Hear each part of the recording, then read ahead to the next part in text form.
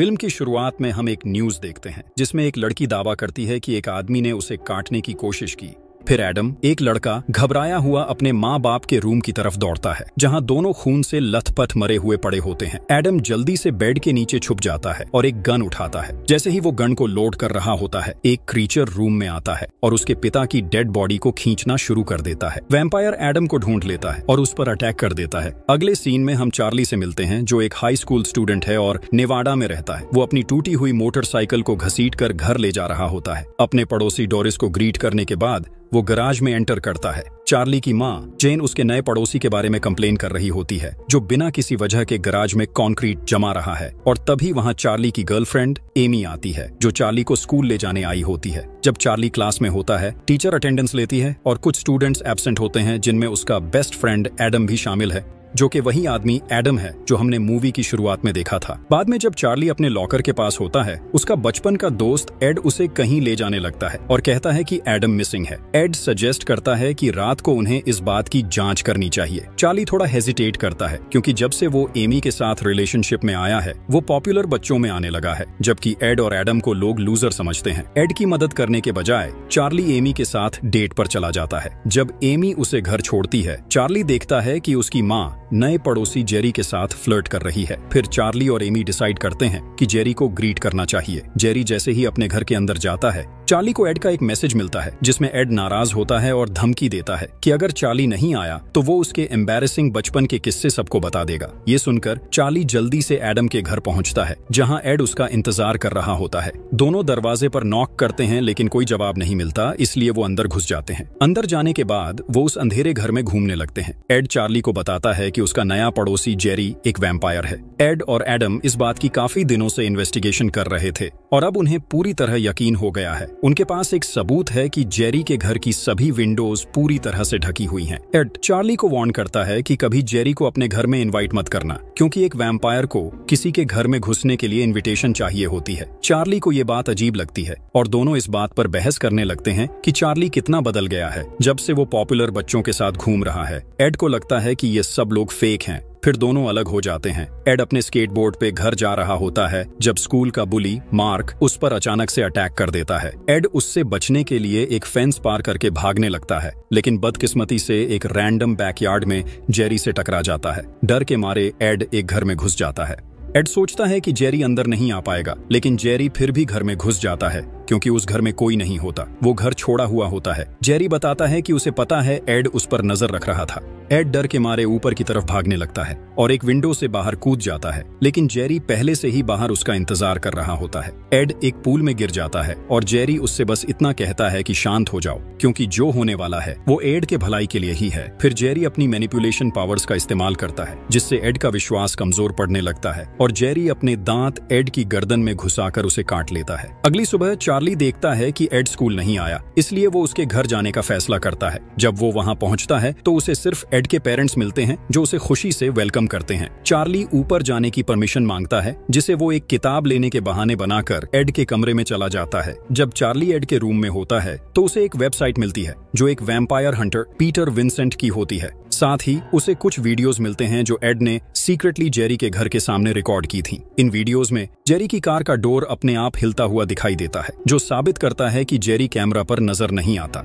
ये देखकर चार्ली को गहरा झटका लगता है और उसे आखिरकार यकीन हो जाता है कि एड जो कह रहा था वो सच था। जब चार्ली अपने घर वापस आता है तो अचानक जेरी वहाँ आकर कहता है कि उसे एक फेवर चाहिए। जेरी बोलता है कि उसके घर पर एक लड़की है, लेकिन उसके पास बियर खत्म हो गई है, इसलिए वो पूछता है कि क्या चार्ली के पास 6 पैक बियर है। चार्ली घबराते हुए हाँ कहता है। जेरी उसके दरवाजे तक आता है, लेकिन जैसे एक्सपेक्टेड था अंदर नहीं घुस पाता बिना ओनर की परमिशन के। चार्ली फ्रिज से 6 पैक ढूंढने लगता है और जेरी उसे देखता रहता है। चार्ली से एक बोतल गिरकर टूट जाती है और जेरी मदद करने की परमिशन मांगता है, लेकिन घबराया हुआ चार्ली कहता है कि वो खुद साफ कर लेगा। बियर जेरी को देने के बाद दरवाजा बंद करके चार्ली ऊपर चला जाता है। जब चार्ली ऊपर जाता है तो एमी उसका इंतजार कर रही होती है, लेकिन चार्ली का दिमाग अब सिर्फ जेरी के बारे में सोच रहा था। वो जल्दी से विंडो की तरफ दौड़ता है और देखता है कि जेरी के घर रात के लिए एक हुकर आई है जो और कोई नहीं बल्कि उनकी पड़ोसन डोरिस थी। चार्ली एमी को जोर से बेड पर धक्का दे देता है जब जेरी उन्हें देख रहा होता है। एमी को बिल्कुल समझ नहीं आता कि चार्ली को क्या हो रहा है, इसलिए वो वहां से चली जाती है। उस रात चार्ली को एक औरत के चिल्लाने की आवाज सुनाई देती है, जिससे वो नींद से जाग जाता है। वो तुरंत इमरजेंसी सर्विसेज को कॉल करता है, लेकिन जब पुलिस आती है तो जेरी उन्हें कन्विंस कर लेता है कि वो सिर्फ प्लेजर से चिल्लाई थी। चार्ली ये सब देखते हुए ध्यान देता है कि जेरी अपनी कार में बैठकर कहीं जा रहा है। जैसे ही जेरी वहां से चला जाता है, चार्ली डोरिस को ढूंढते हुए चुपके से जेरी के घर में घुस जाता है और डोरिस को ढूंढने लगता है। जेरी के ऑफिस में उसे एक सिंबल नजर आता है जो कुछ अनयूजुअल नजर आ रहा था, तो वो उसका फोटो एविडेंस के तौर पर ले लेता है। लेकिन इससे पहले कि वो और कुछ पता कर सके, जेरी वापस आ जाता है, जिससे चार्ली को एक क्लोजेट में छुपना पड़ता है। जब वो क्लोजेट में होता है तो उसे एक सीक्रेट डोर मिलता है जो एक कॉरिडोर की तरफ खुलता है। कॉरिडोर में कई रूम्स होते हैं जिनमें से एक लॉक होता है। चार्ली को एक कमरे में डोरिस दिखाई देती है। चार्ली एक स्क्रू ड्राइवर उठाता है और डोर को खोलने लगता है, लेकिन जेरी के आने की आवाज सुन के उसे दोबारा छुपना पड़ता है। चार्ली देखता है कि जेरी बेचारी डोरिस को घसीट के उसका खून चूस रहा है। इस दौरान डोरिस चार्ली को चुप रहने का इशारा करती है। फिर जेरी डोरिस को वापस चेंबर में फेंक देता है और रूम से चला जाता है। जब जेरी लिविंग रूम में टीवी देखने में बिजी होता है, तब चार्ली फाइनली डोर खोल के डोरिस को घर से सेफली निकाल लेता है। दोनों सीढ़ियों से उतरते हैं और दरवाजे की तरफ बढ़ते हैं, लेकिन तभी जेरी सामने आता है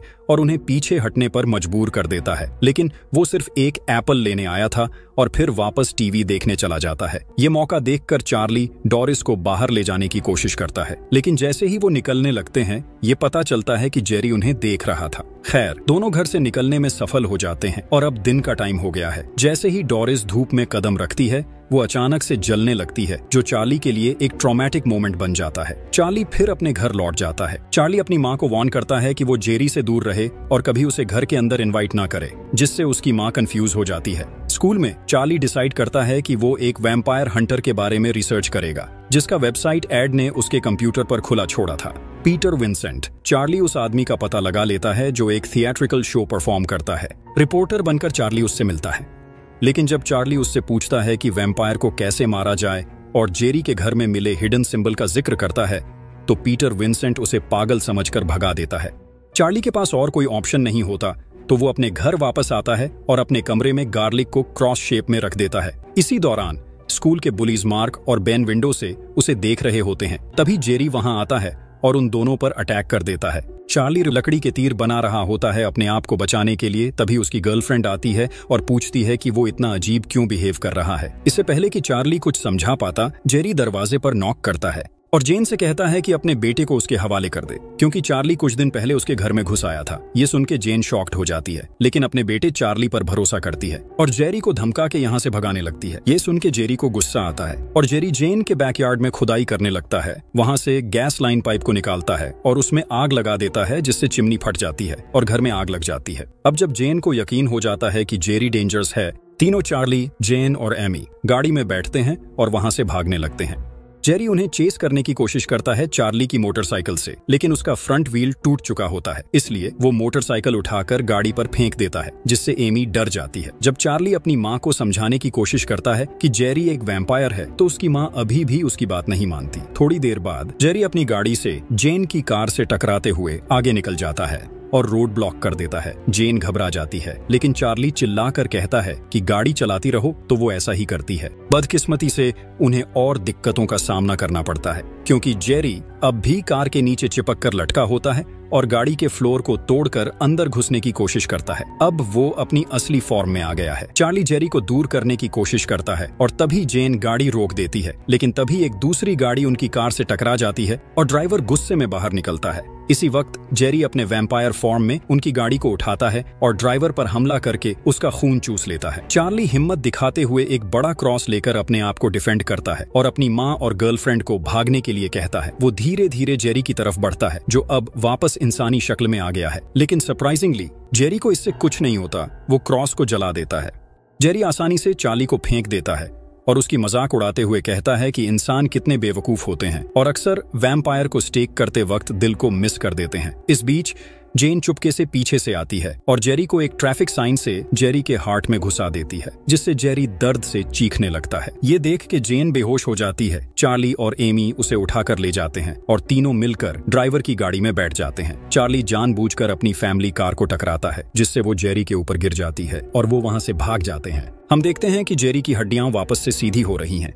हॉस्पिटल में पुलिस भी पहुंच जाती है और पूछताछ करती है कि क्या हुआ था, लेकिन चार्ली कुछ नहीं बताता क्योंकि उसे पता है कि वो उसकी बात पर विश्वास नहीं करेंगे। दूसरी तरफ पीटर विंसेंट चार्ली के ऑफिस में छोड़े हुए प्रिंट का स्टडी करता है और आखिरकार समझ जाता है कि चार्ली उसे बेवकूफ बनाने की कोशिश नहीं कर रहा था। पीटर विंसेंट चार्ली को फोन करके अपने घर बुलाता है। जब तीनों पीटर के घर मिलते हैं तो वो सच्चाई बताता है कि जो सिंबल चार्ली ने देखा था वो बहुत ही पुराने नस्ल का वैम्पायर है जो मेडिटेरेनियन से निकले थे। ये वैम्पायर्स अपनी विक्टिम्स को दिनों तक जिंदा रखते थे ताकि उन्हें भी वैम्पायर बना सके। पीटर कहता है कि इस वैम्पायर को मार नहीं सकते क्योंकि इस वैम्पायर स्पीसीज को मारने के लिए एक पूरी आर्मी की जरूरत पड़ेगी। अचानक विंसेंट को एक कॉल आती है जिसमें बताया जाता है कि उसका एक पैकेज डिलीवर हुआ है। वो डिलीवरी गाय को अंदर बुलाता है और अपनी गर्लफ्रेंड से पैकेज लेने को कहता है, लेकिन ये सिर्फ एक चाल होती है। डिलीवरी गाय अंदर आता है और वैम्पायर में बदल जाता है। ये चार्ली का दोस्त एड था। पीटर एक स्टेक उठाता है उसे धमकाने के लिए, लेकिन डर के मारे भाग जाता है।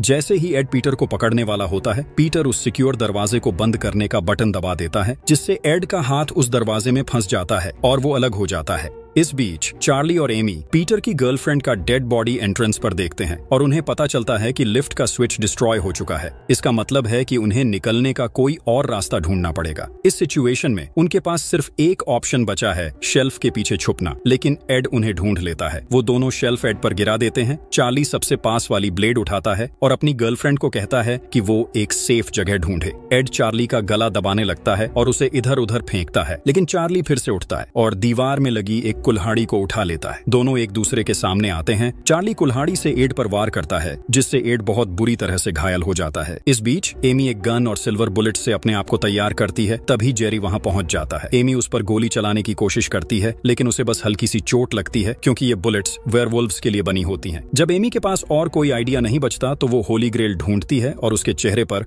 होली वाटर डाल देती है, जिससे जेरी कुछ वक्त के लिए बेहोश हो जाता है। अगर तुम्हें लगता है कि एड मर चुका है तो वो नहीं मरा। वो अपनी गर्दन ठीक करता है और फिर से चार्ली पर अटैक करने लगता है। एड चार्ली के गले पर काटने की कोशिश करता है, लेकिन तभी एमी बीच में आ जाती है और मूंछल से एड को मार देती है। जब एड फिर से उठता है, चार्ली मजबूरी में एड के दिल में स्टेक घुसा देता है, जिससे एड कुछ देर के लिए अपनी असल रूप में आ जाता है और चार्ली से कहता है कि सब ठीक है। उसके बाद वो राख में बदल जाता है। इसके बाद चार्ली और एमी एक दरवाजे से भागते हैं जो एक नाइट क्लब में जाता है। जेरी होली वाटर से रिकवर हो चुका था और वो उनका पीछा करता है। जब भीड़ उन दोनों को अलग कर देती है, जेरी एमी को ढूंढ लेता है और अपनी मेंटल मैनिपुलेशन पावर्स का इस्तेमाल करके उसे खींच लेता है। वो एमी को अपना खून छकाता है, जिससे एमी पूरी तरह से बेहोश हो जाती है। इसी दौरान चार्ली उसके पीछे जाने की कोशिश करता है, लेकिन एक बाउंसर चार्ली को खींच के ले जाता है जब जेरी एमी का खून चूस रहा होता है और उसके पास सिर्फ ये देखने के अलावा कोई चारा नहीं बचता। जब चार्ली वापस पीटर के अपार्टमेंट में पहुंचता है तो वो देखता है कि विंसेंट पैकिंग कर रहा है निकलने के लिए।